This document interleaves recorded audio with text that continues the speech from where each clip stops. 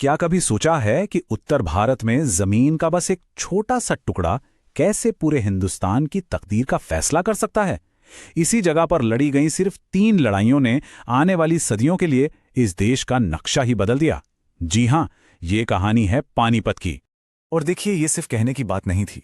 पानीपत की लोकेशन ही ऐसी थी कि उसे भारत के सिंहासन का गेटवे माना जाता था। मतलब जो भी इसे जीतता उसके लिए दिल्ली के दरवाजे खुल जाते थे। ये एक रणनीतिक सच था। तो हमारी आज की ये जो पड़ताल है वो इन्हीं 3 बड़े ऐतिहासिक पलों पर है। हम देखेंगे कि कैसे पानीपत के इसी मैदान ने साम्राज्यों को जन्म दिया, उन्हें ताकत दी और आखिरकार उन्हें तोड़कर बिखेर भी दिया। तो चलिए, सबसे पहले चलते हैं पहली लड़ाई की ओर। ये वो पल था जब हिंदुस्तान में एक बिल्कुल नई ताकत का आगमन हुआ और एक ऐसे साम्राज्य की नींव पड़ी जिसे हम सब मुगल साम्राज्य के नाम से जानते हैं। इस लड़ाई में आमने सामने थे, एक तरफ काबुल से आया तैमूरी हमलावर बाबर और दूसरी तरफ दिल्ली सल्तनत का मजबूत शासक सुल्तान इब्राहिम लोदी। एक नया दावेदार था तो दूसरा मौजूदा बादशाह। अब जरा इस फर्क पर गौर कीजिए। एक तरफ बाबर के पास थे सिर्फ 12,000 सैनिक और दूसरी तरफ लोधी के पास थी 1 लाख से भी बड़ी फौज। मतलब कागज पर देखें तो बाबर की हार बिल्कुल पक्की लग रही थी। तो सवाल ये उठता है कि आखिर इतनी छोटी सी सेना ने इतनी विशाल फौज को हराया कैसे? देखिए, इसका जवाब छिपा था बाबर की जबरदस्त मिलिट्री प्लानिंग और उस जमाने की सबसे मॉडर्न टेक्नोलॉजी के इस्तेमाल में। बाबर ने एक कमाल की रणनीति अपनाई जिसे तुलुगमा कहते हैं। इसमें उसने अपनी सेना के कुछ हिस्सों को बड़ी तेजी से लोधी की सेना के किनारों और पीछे भेज दिया। इससे पहले कि लोधी की सेना कुछ समझ पाती, वो चारों तरफ से घिर चुकी थी और उनमें भगदड़ मच गई। लेकिन असली गेम चेंजर कुछ और था। बाबर अपने साथ वो तकनीक लाया था जो हिंदुस्तान ने पहले इतने बड़े पैमाने पर कभी नहीं देखी थी, बारूद। उसकी तोपों और बंदूकों ने गाड़ियों की दीवार बनाकर, जिसे अराबा कहते थे, उसके पीछे से ऐसी गोलाबारी की कि लोदी की परंपरागत हाथी घोड़ों वाली सेना पूरी तरह से बिखर गई। और इस लड़ाई का नतीजा इतिहास बदलने वाला था। दिल्ली सल्तनत का सूरज डूब गया और भारत में मुगल साम्राज्य का उदय हुआ।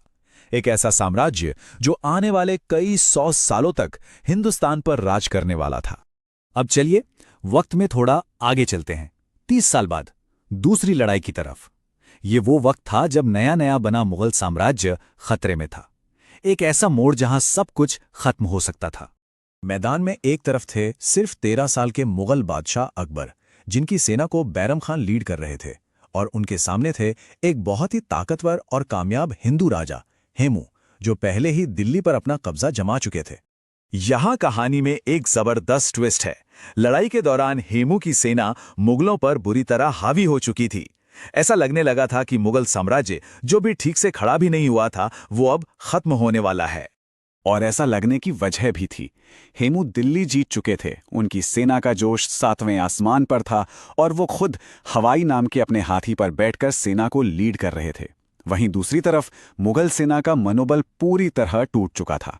लेकिन फिर ठीक उसी वक्त किस्मत ने ऐसा पासा पलटा जिसकी किसी ने उम्मीद नहीं की थी।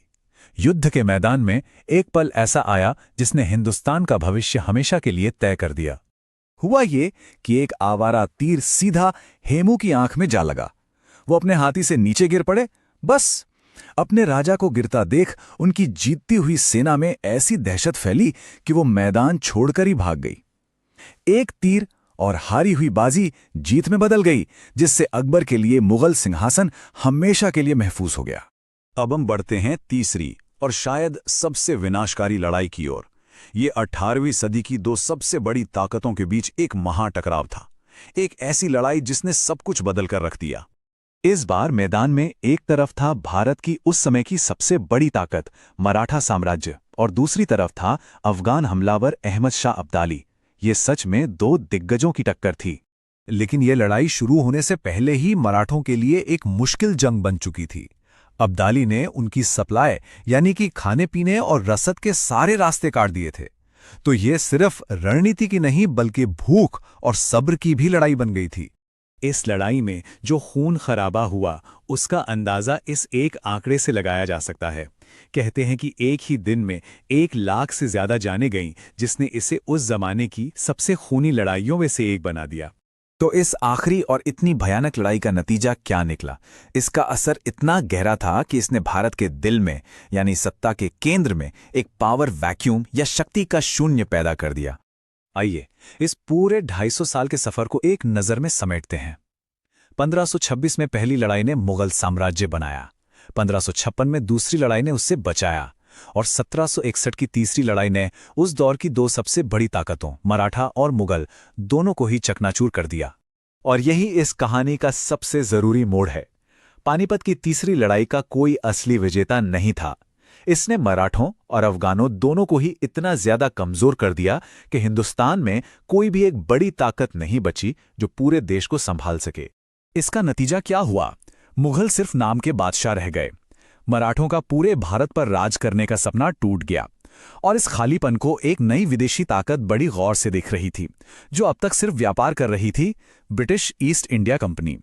पानीपत ने अनजाने में उनके लिए हिंदुस्तान पर कब्जा करने का रास्ता साफ कर दिया था। पानीपत का मैदान तो आज शांत है, पर इतिहास हमें यह जरूर सिखाता है कि किस्मत के फैसले वाले युद्ध क्षेत्र हमेशा बदलते रहते हैं। यह सोचने वाली बात है कि आज के दौर में वो नए पानीपत कहाँ हैं? क्या वो टेक्नोलॉजी के मैदान में हैं या अर्थव्यवस्था में? और कौन सी नई ताकतें हैं जो वहां देशों का भविष्य तय कर रही हैं?